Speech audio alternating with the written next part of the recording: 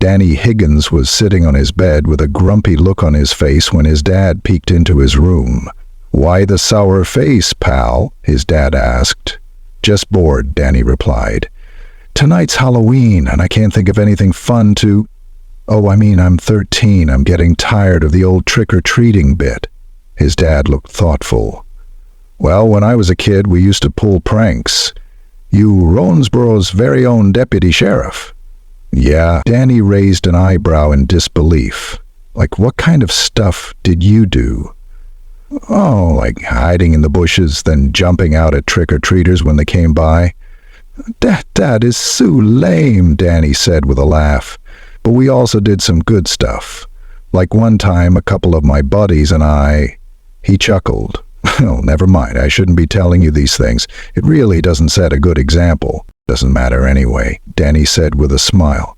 "I mean, I'm sure back in the old days they seemed fun, but they're probably lame." "Could be," his father said, looking a little hurt. "Still, you were cool to admit that you were once a kid too and liked to mess around once in a while," Danny admitted. "But that still doesn't solve my problem. You and Mom are going to a party. Cheryl is having a sleepover. And me, I've still got nothing to do." "Hey, Dad!" Danny's older sister Cheryl hollered from downstairs. "Where's my sleeping bag? I can't find it." "Be right down, honey," he called back, heading out of Danny's room. "Don't worry, Guy," he said over his shoulder. "You'll figure out something to do." As his dad tromped downstairs to help Cheryl, Danny wandered out of his room and looked over the railing. His sister was lugging things into the den, where her sleepovers was going to be. "Well, one thing I know I'm going to do is get out of the house," Danny muttered. Imagine, a den full of goofy girls, and then it suddenly hit him. The Halloween prank of the century. He raced to the phone to call his best friend, Steve Riley. "Come over to my house as soon as you can," he said excitedly, the second Steve picked up the phone. "I've got the coolest idea for something to do for Halloween." "What?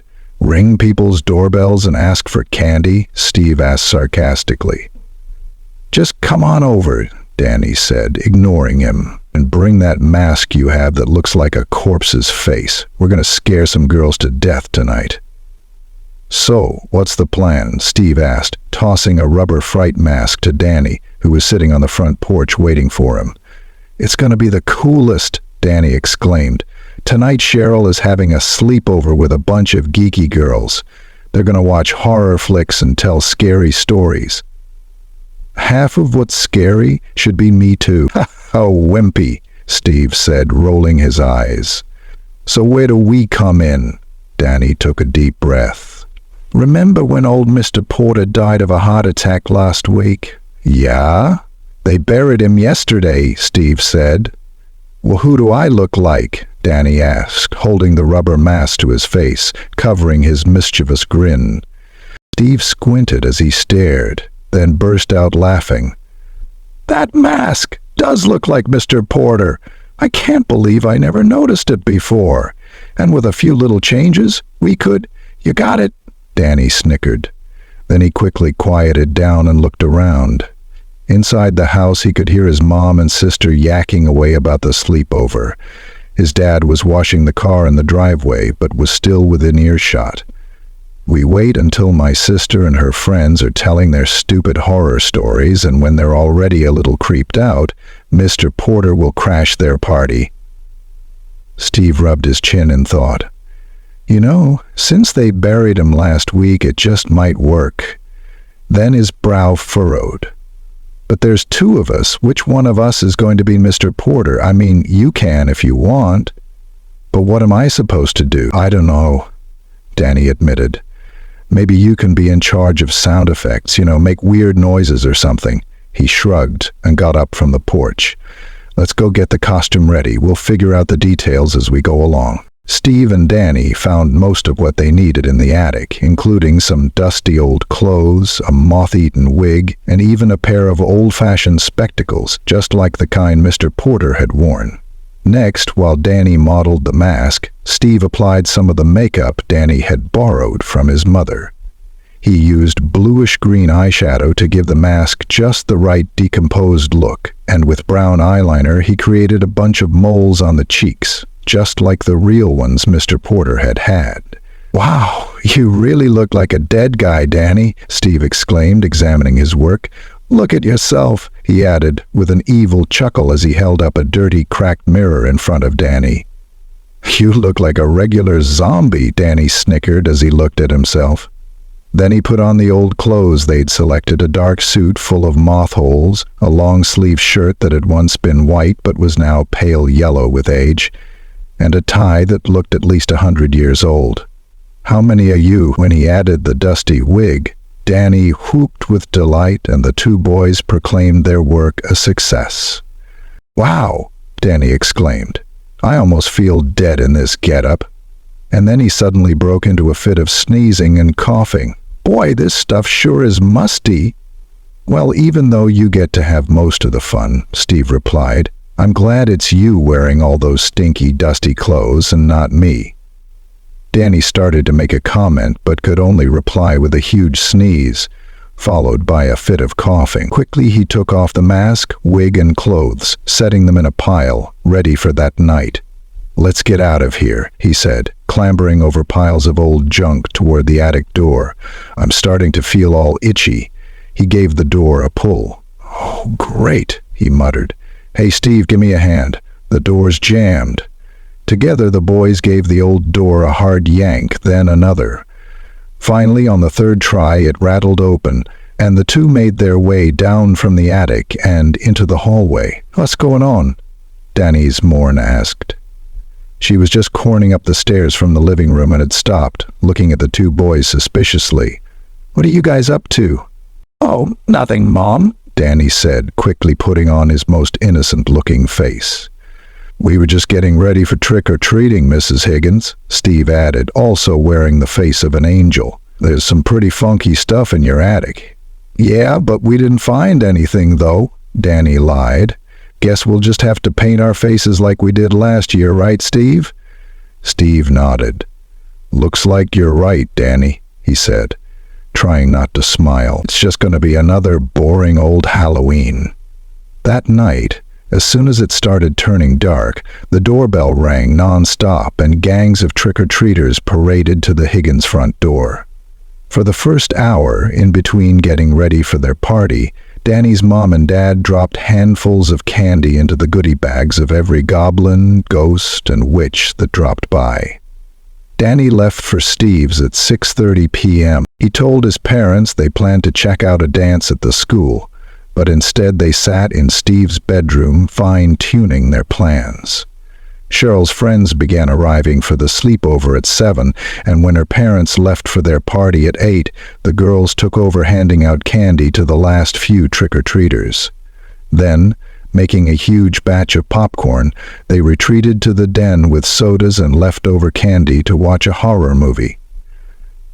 After screaming until they were hoarse, the girls turned off the movie and the lights, then snuggled into their sleeping bags and began telling spooky stories. Cheryl's story was pretty good, and so was Linda Hazama's and Chandra Johnson's. But Maggie Olivares told the scariest and weirdest story of all. She was in the middle of one about people who had tiny spiders growing out of their skin when Cheryl interrupted her. "Shush, everyone," Cheryl whispered. "I thought I just heard something in the house."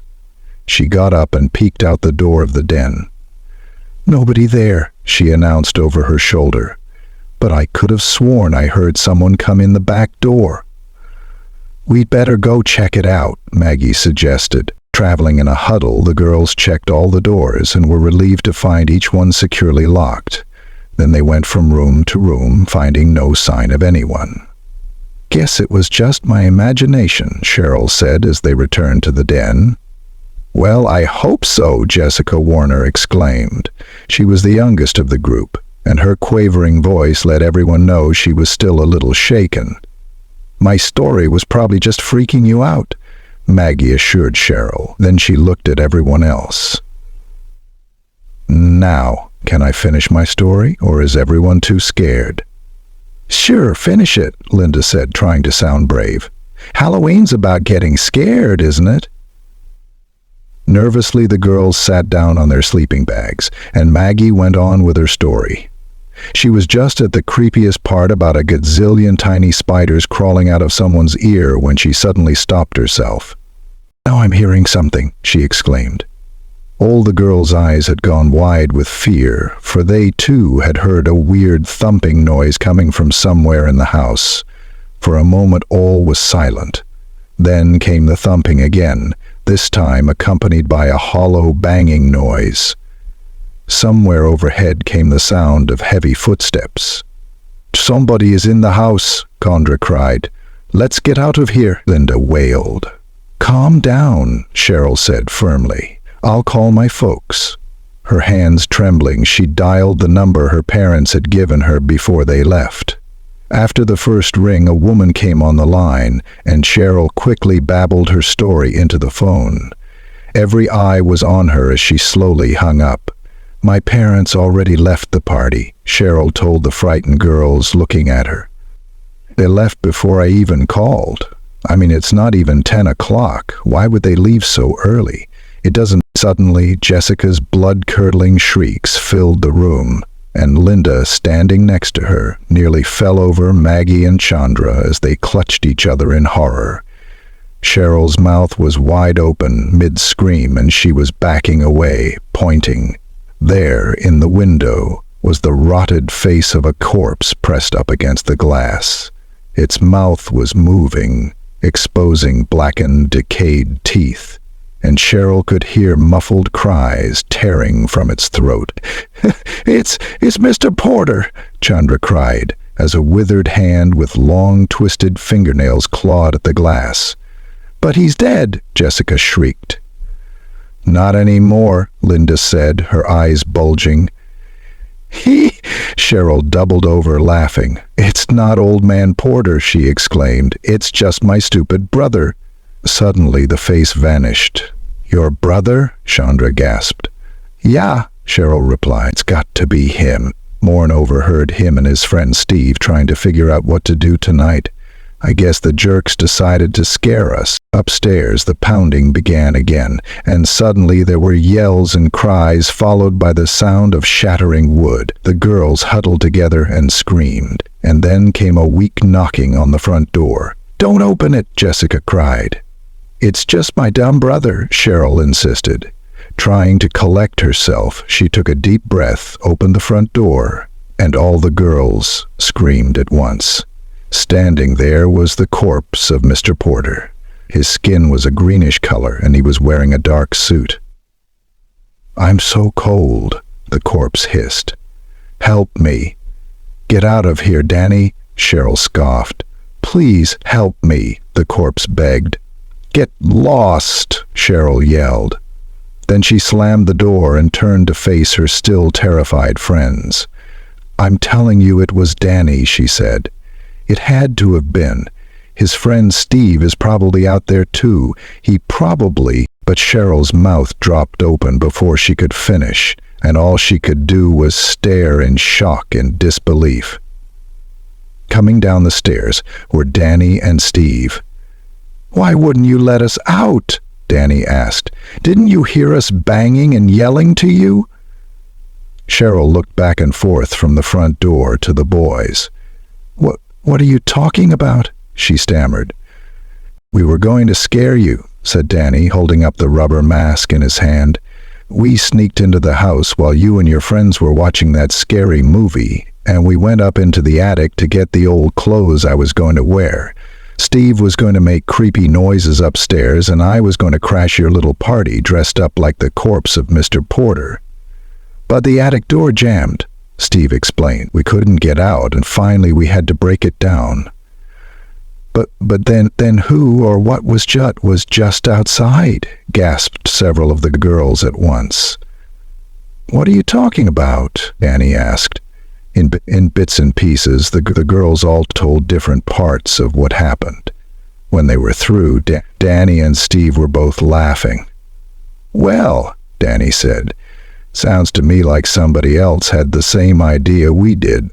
"But they beat us to it," Steve complained. "How crummy. We end up locked in the stupid attic while somebody else has all the fun." Just then, lights flashed across the windows as a car pulled into the driveway. A moment later, Mrs. Higgins hurried through the door, forgetting to close it in her rush. "How come you're home so early?" Cheryl asked, still a little shaky. "We got worried," her mother said. "Didn't you hear?" "What?" Danny and Cheryl asked, almost in unison as the other kids gathered around. "All the sheriff's deputies, your dad included, were called to the station to go out on patrol, and just about everybody else at the party left when we heard the news." "What news?" Cheryl asked, a chill creeping up her spine. "I don't want to frighten any of you kids, but over at the cemetery one of the graves was opened. It was Mr. Porter's grave, and his body is missing. Either somebody dug up his corpse or what?" All the kids pleaded at once. Mrs. Higgins suddenly looked very uncomfortable. "Well," she began, "some people think maybe he was buried alive by accident, of course, and that he... "Mom!" Danny screeched, as the whole house erupted in screams of abject horror. "Behind you!" Coming through the still ajar door was the dirt-covered, moldering corpse of Mr. Porter.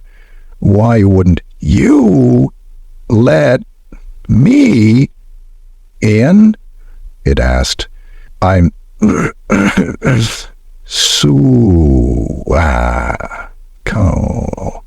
Oh, I'm sorry. Come here and let me warm you up," Mrs. Higgins said matter-of-factly as she wrapped her arms around Mr. Porter's corpse and gave it an affectionate hug. Then she smiled and looked at the hideous face. "Hi, honey," she said, kissing one of the ghastly-looking cheeks. "Huh?" Danny and Cheryl gasped, gagging with disgust, as their dad pulled off a very realistic... "It was your parents all along," Chandra exclaimed. "Totally cool," Maggie cried with a nervous laugh. "Your parents pulled off the ultimate Halloween prank." "I've never been so freaked," Steve said, struggling to get his breath. He turned to Danny. "They must have heard us when we were making our plans." "Yeah," Danny said, his face still white as a sheet. "Pretty good for a couple of old fogies, huh?" his mom said with a mischievous grin. "Hope I didn't scare you too much, pal," his dad added, giving Danny a wink. "I just didn't want you to think your father was... what was the word you used?" "Lame," Danny murmured, his face reddening as he looked around at everybody. "But who's the real lame brain now?" he joked, mocking himself. Then slowly an impish look came over him. "But I've got a whole year to figure out how I'm going to get even," and along with all the others he burst out laughing.